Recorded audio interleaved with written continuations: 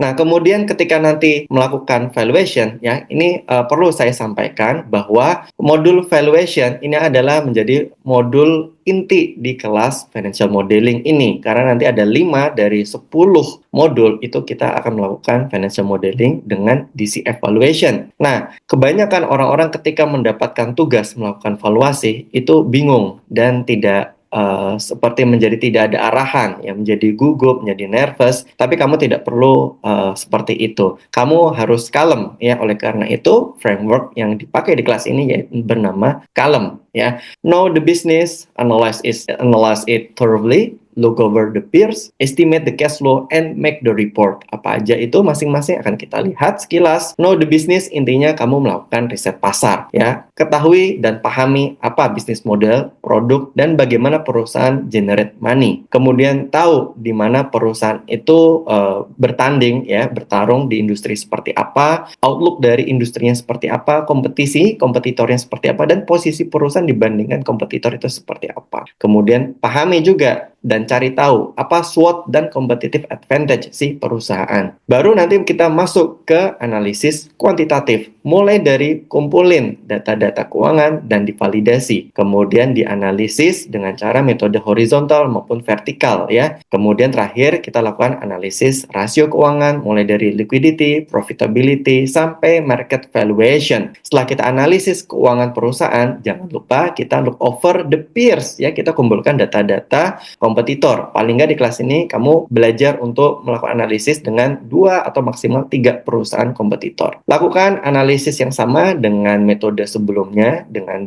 si kompetitor supaya nanti bisa kamu bandingkan rasio analisis si perusahaan dengan kompetitor. Baru nanti kita masuk ke bagian inti, yaitu estimate the cash flow. Mulai dari kita estimasi free cash flow-nya di masa depan, ya, 5 atau 10 tahun ke depan.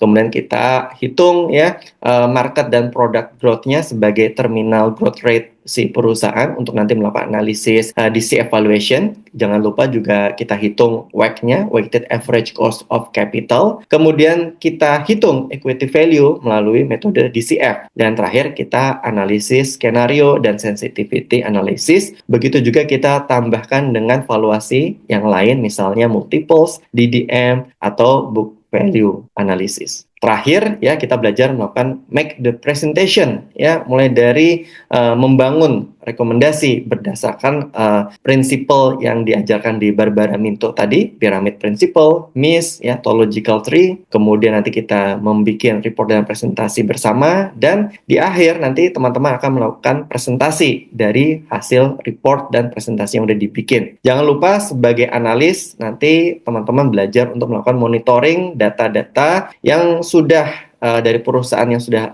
teman-teman lakukan analisis, itu 3 bulan sekali pasti ada update. Kemudian nanti diupdate juga financial modelingnya. Ini adalah ringkasannya dari valuasi dengan framework kalem, ya. Jangan pusing apalagi bingung. Oke. Nah, ini jadwal 10 pertemuan kita ke depannya, ya, berdasarkan framework kalem ini, ya. Ini sudah tergabung di dalam platform, ya. Kalau teman-teman baca itu semuanya diawali dengan introduction dan fundamental. Dalam modul fundamental nanti teman-teman akan belajar, ya, materi tambahan tentang fundamental akuntansi, finance, dan pengantar valuation. Tapi nanti modul utamanya adalah di 10 pertemuan di dalam modul kalem ini, dimulai dari K ini, yaitu know the business, yaitu pemahaman bisnis dan industri. Kemudian analyze it thoroughly, kita akan belajar mengumpulkan data dan validasi data keuangan itu, kemudian melakukan analisis laporan keuangan dan rasio. Kemudian masuk ke framework ketiga, yaitu look over the peers, kita analisis bisnis para kompetitor, kemudian bandingkan dengan target perusahaan yang kita analisis. Baru kita masuk ke framework yang keempat, estimate the cash flow, yaitu masuk kita ke